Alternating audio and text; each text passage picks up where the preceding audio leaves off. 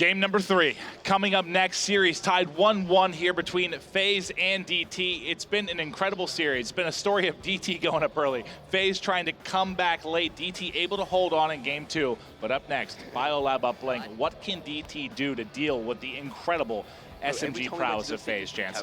Shut one of them down. You know you're going against Attach and Zuma. We saw last time, obviously, on the S&D, it was Zuma that had the hot hand.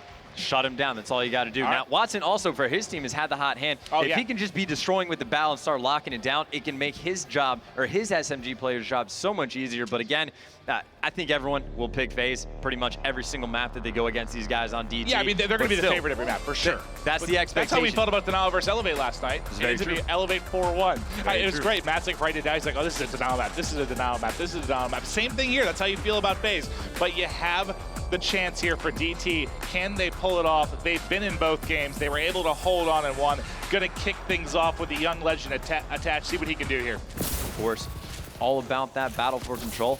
Zuma not going on a flank, gets a lot of criticism, or a lot of jokes get made about that. Nonetheless, you see the battle for purple right now. Attach pushed up the most aggressively. Diabolic actually going to be the first player going on the flank. There's another one doing the exact same thing for DT, but you can see First Blood at the very least going in favor of FaZe. And yeah, they had a couple players that end up flanking behind, tried to wrap through. I see if they can get behind these FaZe players. Enable trying to get one down there in elbow, not able to get it, but Clay going to have the drone in his hand. Now, they're going to be starting on the quote-unquote weaker side. We'll see what they can do. If they can keep it close, even have a small lead, hell, even trailing by a few points, you're feeling pretty good going into the second side. But they're looking strong already here. Enable on a 3 streak, going to toss it forward to Papa Zuma, and there's the dunk, able to get it through. Can he wreak some havoc out here in snow? No, he is going to fall. That's going to be 3 down. They've given up a bit of drone control by losing all the players on the push, but you still get the dunk, and you still have one guy left. That's going to be Clayster down here protecting the drone. Yeah, and FaZe already making plays, but controlling the drone area is exactly what FaZe needs to do. Play slowly, play methodically. You don't need to get ahead of yourselves, because obviously if you get all the way in the snow area and you make a mistake, DT is going to be able to punish you for it. So you saw they went for the pass play when Zuma was just perfectly behind the enemy lines. Enable, though, starting off pretty hot. He's 5-1 right now. Of course, Attach coming back and picking up that drone. Ivy going to shut Enable down. Nonetheless, though, Attach has some clearance. Zuma, well, he was all the way in the base again. This time, though, Watson not going to fall for the same tick twice, able to get that pick. And let's see, it's up to Clay to pick up a couple kills. If he can get 1, maybe 2, this should lead to a toss. Attach, though, gonna have to wait for more pressure to come. You have a guy inside of Bio, that's gonna be Enable. He started out hot, he's able to get 1. It looks they want to push Orange to Eskies here, try to get up top to 3rd story if they're able to. Enable grabs 1. That's gonna open things up for Attach. He should be able to potentially get through for the dunk. There's one more there. Zuma's gonna catch him, and there's the dash. Gets through, 4-0 advantage. 3 minutes left on the first side. And when you're on weak side with this lead, you're feeling very, very good if you're a FaZe fan. Indeed, DT has more or less been turtled up this entire, first 2 minutes of this game. Yeah, the entire was able to pick up 2 with the backside of purple or snow. Like, they haven't been able to get any aggression forward at all. Yeah, and they're having nice setups, but again, when they're not playing aggressively enough, they're gonna get punished for it. FaZe is definitely good enough to capitalize. You can see Attach. He basically sprinted around, somehow didn't get killed with the drone, scored 2 points, ran all the way back to that drone spawn, still picking up kills. Finally, though, that is gonna be 2 down in favor of DT. Enable, though, he's able to get the 15-second reset, and again, that is all that FaZe needs to do. Well, more than they need to do is get the 4 points, but they just need to keep control and keep it as close as possible. But hell, they're doing everything they possibly can on this first side to not let DT get off to another hot start. Well, they've had so much pressure, like you said, around blue. That time to clean them up, they actually sent 2 players really around on the flank. That was able to take out a few players from behind. Is that what they need to do? They need to keep sending a couple people on the flank, try to disrupt the pressure. How do they deal with all the aggression you're seeing from FaZe? When they have you locked, your bio lockdown basically, elbow lockdown, blue lockdown, they have this whole side of your base. How do you deal with it? Well, you can't deal with the flanks. You're going to have to play them straight up, but you're going to have to get aggressive yourselves, or you're going to have to start making plays with the drone. Good defense. You start sending people on flanks, then you're having to deal with more players from FaZe head on. And we saw earlier on the very first score, Clayster was able to recognize the flank was coming in, gets a pick, and then, of course, it results in a 2-point play. Now, though, DT finally has an opportunity for potentially a drone play. They're just going to go back for that reset, but we see people push up all the way across the map for DT. They are on all 4 corners of this map, and, well, now they're just going to get singled out one by one. Clayster, Attach, and Zuma all able to pick up a kill. The last one's going to be Sender in line. He's in purple. He's got to deal with that drone carry, and that's going to be the case. He picks up Clayster, but now Zuma going to be on the hunt. And there's one player, Zuma, trying to catch Saul on rails, moves all the way into blue, gets one in purple, can actually pick up the assist there. They're gonna try now to get forward. Drone gonna go to enable, he's 9 and 6. You got attached, let's switch over just because he's on a 4 streak, just wreaking havoc inside a bio, make it 5. Can he keep rolling? They've got to now apply pressure to Snow, but with him dropping, they're not gonna really be able to push, and that's gonna be a wise reset there coming in from the veteran enable, and they've got yet another player pushing towards purple. But look at this bottom right side of the map. I mean, it's all been blue. Like, in around drone spawn, how many times have you actually seen a DT player near the actual spawn of the drone? I feel like it's been 8 seconds of this first 5 minutes. The only times they're able to get anywhere near the drone spawn is when they go on the flank, and then when they go on the flank, they get picked up pretty quickly, and it results in a FaZe score. So they are certainly struggling right now. They're not winning any of their gunfights. All 4 players for FaZe right now positive, and not even just by a little bit. They are all near that double positive margin. They are having their way with them right now. Clayster's able to pick up 2. Enable hanging out on top Eskies. He is going to get picked. Nonetheless, though, Clayster does have a lot of teammate support over by Snow. This is going to result in at least a 1-point play. Might even go for the pass to hit up 2. That's going to be the case. They're going to go up 6-0 at the half beautiful from the unadvantageous side. Yeah, this is probably, just from not even looking at the kills, just from a control standpoint, it's bad. One of the most dominant sides I've seen from, again, the weak side ever. Like, they just controlled it so well. They were never at risk of even getting scored on. Was the drone on their half of the map once? Did a player from DT ever touch the drone? Ever? Oh, God. COD stats, where are you? I actually don't know if a DT player ever touched the drone. I'm sure at one point they had to have. Now that I think about it, I honestly don't know if that was the case. Even off the break, no one was able to get it. The first kills went in favor of FaZe. That might be a thing. That would be interesting to go back and look at. Tweet us and let us know if you guys find out. But just looking back at it, I mean, and that was, I've never seen control like that from that side. Like, they had it locked down so well. DT didn't have a chance at any point. No, it really was like a flawless half from that side.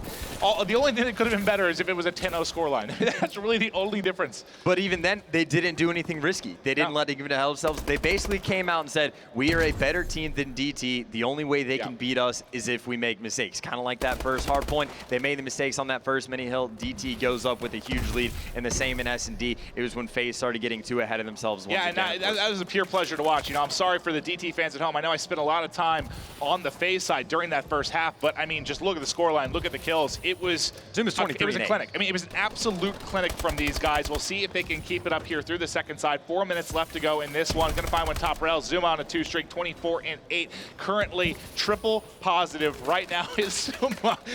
Unbelievable stuff. And now Attach finally has a drone in his hand. Should be able to get forward, try to get a 1-point toss. Looks lined up to me, 7-0. This is just an obliteration.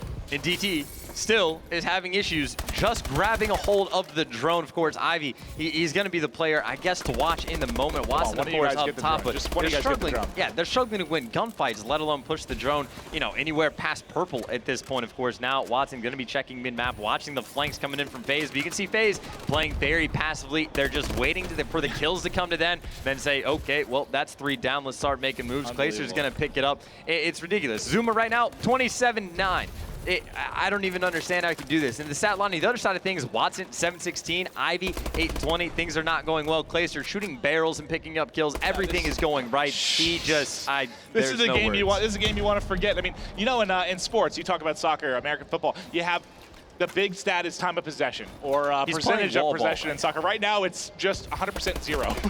It's insane. Clayster literally, for a moment there, was playing wall ball with himself, and then he just turns around, picks up 2 kills, jumps out the window, knows exactly where these players are going to be. Maybe someone from DT. Nope, they can't even pick up the drone in there. It's just going to get reset after the 15th. Yeah, please, some viewer, help us out here. I just need to know if they have touched the drone throughout this game. Part of me has to say they had to have, but now as we watch this play out, I really don't know if they've had a chance to. And there's somebody there. It is, Ivy. Got to count how long he holds it. But well, there it is. He picks up the drone, moves it 10 feet, holds it for 3 seconds. Zuma picks up 2, and Ivy goes, oh, crap, this again. Now I have to deal with this. They're playing hot potato. Get this thing out of my hands. I don't want to see it. But still, 7-0, 2 minutes left to go. Let's see if DT can get, you know, kind of, I know this game is all but over, but there technically isn't enough time. But can they get any kind of momentum going? Can they at least get a dunk through, get some kind of score, maybe have someone go on a bit of a spree, just something to feel good about? Because right now, there's not really a single positive you can take from this game if you're DT. It's almost over. only 2 minutes true. left. Yeah, you look over your team. The time is ticking down. It's not going slower. It might be going slower for them at the moment, but on the bright side, they only have to have another minute and 32 seconds of punishment. Map number 4, by the way, going to be hardpoint on Drift. Going to go ahead and move on to that. We did see on the first smaller hardpoint map, DT looked pretty good early on, but then, of course, FaZe just blew it out of the water. Do you think there's any hope of DT being... Actually, no, they might be able to score here towards the end. Going to be going for 2. Gets the pass play. DT gets on the board. There's the momentum you were talking about. That's important, though. Having a late score, it just feels good. It's like a monkey off the back. We're not goosed anymore. We at least start looking at a 0. We get something forward, something we can talk about, something we can work on. But you still look up and you see a 36 and 13 out of Zuma. That's just a fake stat line. That's just something you don't typically see unless you're a bow player on retreat maybe, and you're not really getting, you're playing at like long sight lines. But on this type of map, as frantic as this is, completely absurd.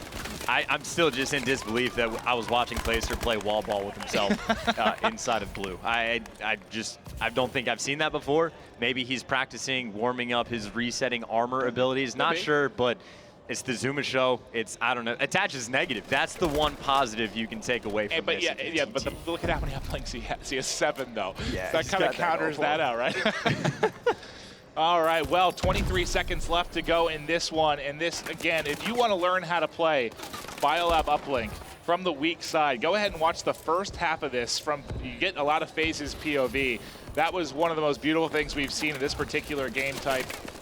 Just a complete and utter clinic. A couple guys dropping here, a few seconds left. Can they get 1 point through? He's gonna go for the 1 point toss, and just icing on the cake there. Gonna fire one last point through. 10-2, your final line. DT might need a bathroom break. Just go get some water, splash some water on your face. They're gonna need something. Something is gonna need to turn around for him. Clearly not going well. Again, the next map gonna be a hardpoint draft. Maven, is there any way that DT is going to be able to make this comeback? I mean, they have to get a hot start like they did in Game 1 and Game 2 and just hang on. You know FaZe is going to come roaring back. Sure. You know they're going to play strong, but also now you're kind of wondering, after seeing that game, you're like, well, did FaZe just struggle to wake up a little bit? Now they warmed up, and this is the FaZe we expected. That's the part of me that's like, no, maybe not. But the series still alive. It's a best of 5, 2-1 series lead for FaZe. Coming up next, Hardpoint Drift. We'll be right back after this quick commercial break.